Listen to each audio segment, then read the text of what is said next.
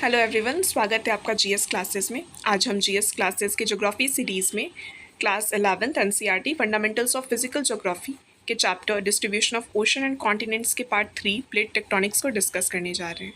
Plate tectonics काफ़ी important topic है। इसे 1967 में मैकेंजी, पार्कर और मॉर्गन ने प्रोपिगेट किया था। प्लेट टेक्टोनिक्स में कुछ फैक्ट्स बताए हुए हैं, वो इस प्रकार से हैं कि पहला है कि लिथोस्फेरिक प्लेट या टेक्टोनिक प्लेट जो है वो कॉन्टिनेंटल और ओशनिक लिथोस्फीयर का बना होता है।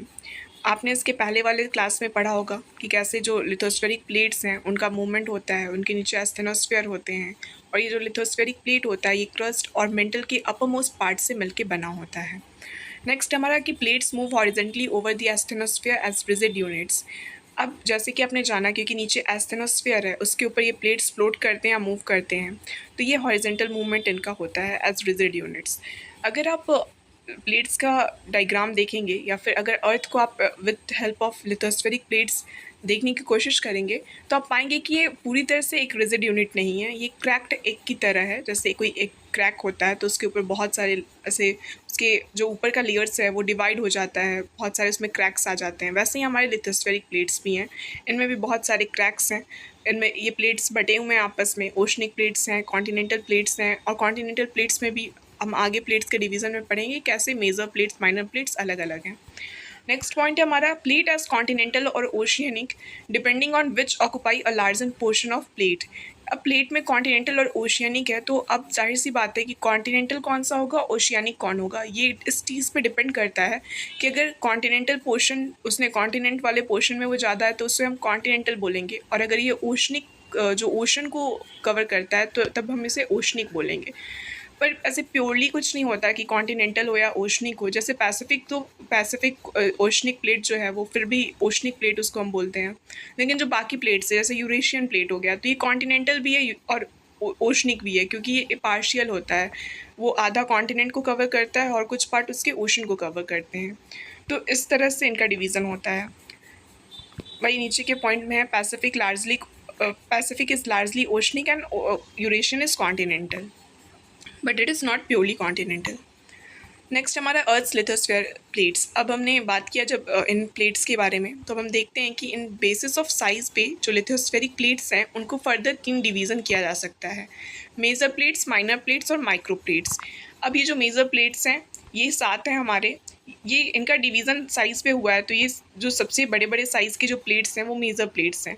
तो Pacific plate, north American plates, south American plates, Eurasian plates, African plates, Indo Australian plates, Antarctic plates, ये सातों जो प्लेट्स हैं ये मेजर प्लेट्स हैं। इनमें से कभी कभी एग्जाम्स में ऐसे क्वेश्चंस पूछते हैं कि ऐसे प्लेट बता के पूछता है कि ये माइनर है या मेजर है, या फिर इनमें से कौन सा माइनर प्लेट है। तो ऐसे अक्सर ऑब्जेक्टिव क्वेश्चंस आते हैं इस टॉपिक से। नेक्स्ट हमारा माइनर प्लेट्स है। माइनर प्लेट्स में कौन कौन से आते हैं, तो इसमें Caribbean plates, Nazca, Scotia, Arabian, सुंडा, फिलीपींस, फुजी, कोरोलिन, ये सारे प्लेट्स आते हैं। इन प्लेट्स को आप देख लीजिएगा, एक बार आप इसको पढ़िएगा तो आपको याद हो सकता है। नेक्स्ट है माइक्रो प्लेट्स। माइक्रो प्लेट्स में 3 ही आते हैं, टोंगा प्लेट, बांदा प्लेट और जुआदी फूका प्लेट्स। तो अब अगर आप इन सारे प्लेट्स में माइक्रो को याद कर लें और मेजर को याद कर लें तो क्लियर हो जाएगा कि माइनर में कौन कौन से आएंगे। नेक्स्ट हमारा टॉपिक है कि जो कॉन्टिनेंट्स हैं वो पार्ट हैं प्लेट के, और जो मूव करते हैं वो प्लेट हैं। मतलब अगर आप देखेंगे कि जो कॉन्टिनेंट्स हमारे हैं, चाहे वो एशिया हो या अमेरिका हो या अफ्रीका हो, वो इन प्लेट्स के पार्ट हैं। जैसे अफ्रीकन प्लेट्स पे अफ्रीका है, अंटार्कटिक प्लेट्स पे अंटार्कटिका है, जो साउथ अमेरिकन प्लेट्स है उस पर साउथ अमेरिका है। तो ये सारे अगर आप देखें तो ये सातों कॉन्टिनेंट्स की टाइप से हैं। जो इंडो ऑस्ट्रेलियन प्लेट्स हैं उसमें इंडिया भी आता है। तो इस तरह से ये जो मूव करते हैं ये प्लेट्स मूव करते हैं, और उसके ऊपर जब कॉन्टिनेंट्स हैं तो उनमें भी मूवमेंट जो कि मिलियन ऑफ ईयर्स में फैसिलिटेट होता है तो हमें देखने को मिलता है। नेक्स्ट हमारा पोजीशन ऑफ द इंडियन सब continent is traced with the help of the rocks analysed from the Nagpur area. अब ये एक पॉइंट एनसीईआरटी में दिया था, तो हो सकता है ये एग्ज़ाम में पूछ ले कि जब हम इंडियन सब कॉन्टिनेंट का पोजीशन ट्रेस करते हैं, कहाँ ट्रेस करते हैं, अपने एंशिएंट पास्ट में, कि इंडियन सब कॉन्टिनेंट कहाँ से मूव हुआ होगा, पास्ट में इसका पोजीशन कहाँ रहा होगा। तो ये हम ट्रेस करते हैं रॉक्स से, और ये रॉक्स नागपुर एरिया के जो रॉक्स हैं आप अगर लोकेशन देखेंगे नागपुर का तो ये महाराष्ट्र में है, या ये डेक्कन प्लेटू वाले रीजन में आएगा। तो ये जो डेक्कन प्लेटू वाला रीजन है, क्योंकि ये जब इंडिया यूरेशियन प्लेट्स के साथ टकराने वाला था, जब इंडियन प्लेट्स का यूरेशियन प्लेट्स की तरफ जब मूवमेंट हो रहा था, तो उस प्रोसेस में जो डेक्कन प्लेटू का फॉर्मेशन हुआ। तो इसी के कारण जो नागपुर एरिया के रॉक्स हैं वो हमें बताते हैं कि इंडियन सब कॉन्टिनेंट का एंशियंट पास्ट में पोजीशन क्या रहा होगा। नेक्स्ट हमारा रेट्स ऑफ प्लेट मूवमेंट। अब प्लेट मूवमेंट जो होता है वो क्यों होता है और उसका रेट कैसे डिटरमाइन होता है। तो पहले अगर हम प्लेट मूवमेंट क्यों होता है देखें, तो इसमें कि जो कन्वेक्शन फ्लो या कन्वेक्शन सेल है, जो हमने पिछले चैप्टर में पढ़ा था कि आर्थर होम्स में ने दिया था मेंटल कन्वेक्शन सेल थ्योरी। तो इस थ्योरी में उन्होंने बताया था कि जो कन्वेक्शन सेल हैं, जो कि हीटेड मटेरियल जब राइज करते हैं सरफेस पे, स्प्रेड करते हैं, फिर डाउन जब वो कूल होते हैं तो डाउनवर्ड मूवमेंट होता है उनका। तो ये जो मूवमेंट है ये कन्वेक्शन सेल को जन्म देता है। और ये जो हीट है, मतलब ये जो राइज करना या डाउन जाना है, ये फैसिलिटेट होता है रेडियो एक्टिव डिके या रेसिडुअल हीट से। अब ये हीट आते कैसे हैं, तो जो रेसिडुअल हीट है आपको पता है कि इनर जो कोर है हमारा वो सॉलिड है, आउटर कोर हमारा लिक्विड है, और उसमें मॉल्टन जो मटेरियल्स हैं वो लिक्विड है, क्योंकि उसमें मॉल्टन मटेरियल लिक्विड स्टेट में होते हैं। रेडियो एक्टिव डीके क्यों है, क्योंकि बहुत सारे एलिमेंट्स हैं, उनमें से बहुत सारे अनस्टेबल है। जो अनस्टेबल होते हैं उसको जनरली हम रेडियो एक्टिव बोलते हैं, जिसमें न्यूट्रॉन और प्रोटॉन जो है वो ज़्यादा होते हैं। तो ये जो रेडियो एक्टिव डीके और रेसिडुअल हीट के कारण कन्वेक्शन सेल बनता है, और यही कन्वेक्शन सेल प्लेट मूवमेंट को करता है। नेक्स्ट है हमारा कि ये जो रेट्स हैं, अगर ये हमने देखा कि प्लेट मूवमेंट्स का कॉज क्या है, कैसे होते हैं। अब हम देखते हैं इनका रेट क्या है। क्या सारे प्लेट मूवमेंट्स सेम स्पीड पे हो रहे हैं, तो नहीं, सेम स्पीड पे मूवमेंट्स नहीं हो रहा है प्लेट्स का। ये सारे प्लेट्स का मूवमेंट अलग अलग हो रहा है। जैसे कि अगर आर्कटिक रीजन्स को देखें तो इसकी स्पीड सबसे स्लोएस्ट है, ये less than 2.5 centimetre per year है। जबकि अगर हम east Pacific rise near Easter island देखें तो ये फास्टेस्ट स्पीड शो करता है, ये more than 15 centimetre per year है। तो ये रेट डिटरमाइन होता है strips of normal and reverse magnetic fields that parallel the mid oceanic ridges. हमने मिड ओशनिक रीजेस के बारे में पिछले क्लास में पढ़ा था। तो अगर आप मिड ओशनिक रीजेस को देखेंगे तो उसके लेफ्ट एंड राइट साइड में जो मैग्नेटिक फील्ड है जो होते हैं वो एक साइड तो नॉर्मल होगा। लाइक अगर आप इसको अगर आप इस तरह से समझें कि अगर ये मिड ओशनिक रीजेस है, उसके राइट एंड लेफ्ट साइड में नॉर्मल है, लेकिन फिर next to right and next to left जो है वो रिवर्स है। तो ये इस तरह से फॉर्म होता है। तो ये जो normal and reverse magnetic field form होता है, ये किस पे फिर ये इस पे भी डिपेंड करता है कि रॉक्स कैसे हैं। तो जो डिफरेंट रॉक्स होते हैं वो डिफरेंट मैग्नेटिक फील्ड को शो करेंगे। तो ये जो रॉक्स का कॉम्पोजिशन वगैरह होता है, और हमने ये पढ़ा था कि जो मिड ओशनिक रीजेस है उसमें जो क्रस्ट होता है, क्रस्ट के इक्वी डिस्टेंट पे जो रॉक्स होते हैं वो इक्वल कॉम्पोजिशन या फिर सिमिलर कॉम्पोजिशन या सिमिलर साइज शो करते हैं। तो उसी तरह से ये normal and reverse magnetic field alternatively बनता है, और यही रेट डिसाइड करता है। क्योंकि डिफरेंट रॉक्स के पास डिफरेंट मैग्नेटिक फील्ड होगा, इसीलिए प्लेट मूवमेंट्स का रेट भी डिफरेंट होता है। अब हम देखते हैं movement of the Indian plates. अगर आप इंडियन प्लेट का एंशियंट पास्ट में लोकेशन देखेंगे तो ये गोंडवाना कॉन्टिनेंट का हिस्सा था। जब गोंडवाना कॉन्टिनेंट में फर्दर स्प्लिट हुआ तो इंडियन प्लेट का मूवमेंट शुरू हुआ, और ये मूवमेंट यूरेशियन प्लेट की तरफ हुआ। जब इंडियन प्लेट यूरेशियन प्लेट की तरफ जा रहा था तो बीच में तैथिस सी था।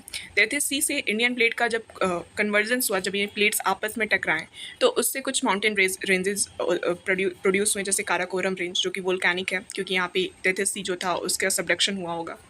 देन फिर फर्दर इंडियन यूरेशियन प्लेट की तरफ जाता है, और फिर ये कॉन्टिनेंटल कन्वर्जेंस भी हुए, जब इंडियन प्लेट और यूरेशियन प्लेट का आपस में कन्वर्जेंस हुआ, और इसी कन्वर्जेंस का रिजल्ट है हिमालय का फॉर्मेशन। और ये जो हिमालय की हाइट है वो भी कहीं ना कहीं इसी कॉन्टिनेंटल कन्वर्जेंस के कारण है, क्योंकि जब कॉन्टिनेंटल प्लेट्स आपस में टकराते हैं तो सबडक्शन नहीं होता है, ये राइज करते हैं, और इनका राइज का ये फर्दर हाइट हमें हिमालय शो करता है। उसके बाद, और ये हम मानते हैं कि 225 मिलियन ईयर्स एगो पहले हुआ होगा। अगर हम इंडो ऑस्ट्रेलियन प्लेट, जिसमें कि इंडिया का लोकेशन है वो इंडो ऑस्ट्रेलियन प्लेट में आता है, अभी आपने पढ़ा कि मेजर प्लेट में आता है।